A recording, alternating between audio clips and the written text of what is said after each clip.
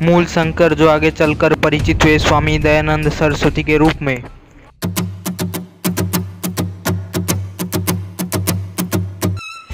दयानंद सरस्वती का जन्म 12 फरवरी टंकारा में सन 1826 में मोरवी के पास काठियावाड़ क्षेत्र गुजरात में हुआ था। उनके पिता का नाम करसनजी लालजी तिवारी और मां यशोदाबाई था। उनके पिता एक कर कलेक्टर होने के साथ ब्राह्मण कुल के समृद्ध और प्रभावशाली व्यक्ति थे। इनका जन्म धनु राशि और मूल नक्षत्र में होने से स्वामी दयानंद सरस्वती का बाल्यावस्था में नाम मूलशंकर रखा गया था। उनका प्रारंभिक जीवन बहुत आराम से बीता। दयानंद सरस्वती जी की माता वैष्णव थीं, जबकि उनके पिता शैव मत के अनुयायी थे। आगे चलकर विद्वान बनने के लिए वे संस्कृत वेद शास्त्रों व अन्य धार्मिक पुस्तकों को अध्ययन में लगे। महाशिवरात्रि को बोध। शिव के पक्के भक्त बालक मूलशंकर को उनके पिता ने महाशिवरात्रि के अवसर पर व्रत रखने को कहा। शिव मंदिर में रात्रि में बालक ने चूहों को शिवलिंग पर उत्पात मचाते देख के तो उसको बोध हुआ कि यह वह शंकर नहीं है जिसकी कथा उसे सुनाई गई थी। इसके बाद मूलशंकर मंदिर से घर चले गए और उसके मन में सच्चे शिव के प्रति जिज्ञासा उठी। अपनी छोटी बहन और चाचा की हैजा के कारण हुई मृत्यु से वे जीवन मरण के अर्थ पर गहराई से सोचने लगे और ऐसे प्रश्न करने लगे जिससे उनके माता पिता चिंतित रहने लगे। तब उनके माता पिता ने उनका विवाह किशोरावस्था के प्रारंभ से ही करने का निर्णय किया, लेकिन बालक मूलशंकर ने निश्चित किया कि विवाह उनके लिए नहीं बना है और वे 1846 में सत्य की खोज में निकल पड़े। फाल्गुन कृष्ण संवत में शिवरात्रि के दिन उनके जीवन में नया मोड़ आया। वे घर से निकल पड़े और यात्रा करते हुए वह गुरु स्वामी विरजानंद के पास पहुँचे। गुरुवर ने उन्हें पाणिनि व्याकरण, पतंजलि योग सूत्र तथा वेद वेदांत का अध्ययन कराया। गुरु दक्षिणा में उन्होंने मांगा, विद्या को सफल कर दिखाओ, परोपकार करो, मतांतरों की अविद्या को मिटाओ, वेद को प्रकाश करो से इससे अज्ञान रूपी अंधकार दूर करो, वैदिक धर्म का आलोक सर्वत्र विकीर्ण करो, यही तुम्हारी गुरु दक्षिणा है। उन्होंने अंतिम शिक्षा दी, मनुष्यकृत ग्रंथों में ईश्वर और ऋषियों की निंदा है, ऋषिकृत ग्रंथों में नहीं। महर्षि दयानंद ने अनेक स्थानों की यात्रा की। उन्होंने हरिद्वार में कुंभ के अवसर पर पाखंड खंडिनी पताका फहराई। उन्होंने अनेक शास्त्रार्थ किए। वे कलकत्ता में बाबू केशव चंद्र सेन तथा देवेंद्र नाथ ठाकुर के संपर्क में आए। यहीं से उन्होंने पूरी वस्त्र पहनाना तथा हिंदी में बोलना व लिखना प्रारंभ किया।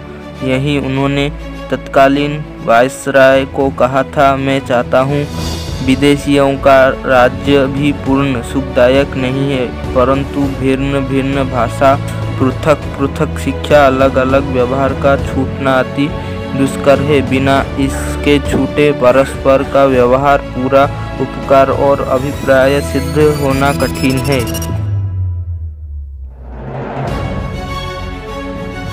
महर्षि दयानंद ने चैत्र शुक्ल प्रतिपदा संवत 1932 को गिरगांव मुंबई में आर्य समाज की स्थापना की। आर्य समाज के नियम और सिद्धांत प्राणी मात्र के कल्याण के लिए है। संसार का उपकार करना इस समाज का मुख्य उद्देश्य है, अर्थात शारीरिक, आत्मिक और सामाजिक उन्नति करना। वेदों को छोड़कर कोई अन्य धर्म ग्रंथ प्रमाण नहीं है। इस सत्य का प्रचार करने के लिए स्वामी जी ने सारे देश का दौरा करना प्रारंभ किया और जहाँ जहाँ वे गए प्राचीन परंपरा के पंडित और विद्वान उनके हार मानते थे। संस्कृत भाषा का उन्होंने अगाध ज्ञान था। संस्कृत में वे धरा प्रभाव बोलते थे, साथ ही वे प्रचंड तार्किक थे। उन्होंने ईसाई और मुस्लिम धर्म ग्रंथों का भांति भांति अध्ययन किया। अतएव अपने चेलों को संग मिलकर उन्होंने 3-3 मोर्चों पर संघर्ष आरंभ कर दिया। 2 मोर्चे तो ईसाईत और इस्लाम के थे, किंतु तीसरा मोर्चा सनातन धर्म हिंदुओं का था। दयानंद ने बुद्धिवाद की जो मसला चलाई थी उसका कोई जवाब नहीं था। चलिए जानते हैं समाज सुधार के कार्य। स्वामी दयानंद सरस्वती जन्मना जातिवाद, छुआछूत, बाल विवाह, बहु विवाह, सती प्रथा, मृतक श्राद्ध, पशु बलि, नर बलि प्रथा, देवदासी प्रथा, वेश्यावृत्ति, शवों को दफनाया या नदी में बहाना, मृत बच्चों को दफनाना, समुद्र यात्रा का निषेध का खंडन को सामाजिक कृत्यों का विरोध करते थे। समाज सुधार के कार्य। गुण कर्म स्वभाव आधारित वर्ण व्यवस्था का समर्थन, शुद्धि आंदोलन, दलितोद्धार, विधवा विवाह, अंतरजातीय विवाह, सर्व शिक्षा अभियान, नारी सशक्तिकरण, नारी को शिक्षा का अधिकार, सबको वेद पढ़ने का अधिकार, गुरुकुल शिक्षा, प्रथम हिंदू अनाथालय की स्थापना, प्रथम गौशाला की स्थापना, स्वदेशी आंदोलन, हिंदी भाषा का समर्थन। स्वामी जी की मृत्यु जिन परिस्थितियों में हुई उससे भी यही आभास मिलता है कि उसमें निश्चित ही अंग्रेज सरकार का कोई षड्यंत्र था। स्वामी जी की मृत्यु 30 अक्टूबर 1883 को दीपावली के दिन संध्या के समय हुई थी। उन दिनों वे जोधपुर नरेश महाराज जसवंत सिंह के निमंत्रण पर जोधपुर गए हुए थे। वहां अनेक नित्य ही प्रवचन होते थे। यदा कदा महाराज जसवंत सिंह भी अनेक चरणों में बैठकर वहां उनके प्रवचन सुनते। 2-4 बार स्वामी जी भी राज्यपाल में गए। वहां पर उन्होंने नन्ही नामक वेश्या का अनावश्यक हस्तक्षेप और महाराज जसवंत सिंह पर उसका अत्यधिक प्रभाव देखा। स्वामी जी को यह बहुत बुरा लगा। उन्होंने महाराज को इस बारे में समझाया तो उन्होंने विनम्रता से उनकी बात स्वीकार कर ली थी। नन्ही सी संबंध तोड़ लिया। इससे नन्ही स्वामी जी के बहुत अधिक विरुद्ध हो गई। उसने स्वामी जी के रसोई कलिया उर्फ जगन्नाथ को अपनी तरफ मिलाकर उनके दूध में पिसा हुआ कांच डलवा दिया। थोड़ी ही देर बाद स्वामी जी के पास आकर अपना अपराध स्वीकार कर लिया और उसके लिए क्षमा मांगी। उदार हृदय स्वामी जी ने उसे राह खर्च और जीवन यापन के लिए 500 रुपये देकर वहां से विदा कर दिया ताकि पुलिस उसे परेशान ना करे। बाद में जब स्वामी जी को जोधपुर के अस्पताल में भर्ती करवाया गया तो वहां संबंधित चिकित्सक भी शक के दायरे में रहे।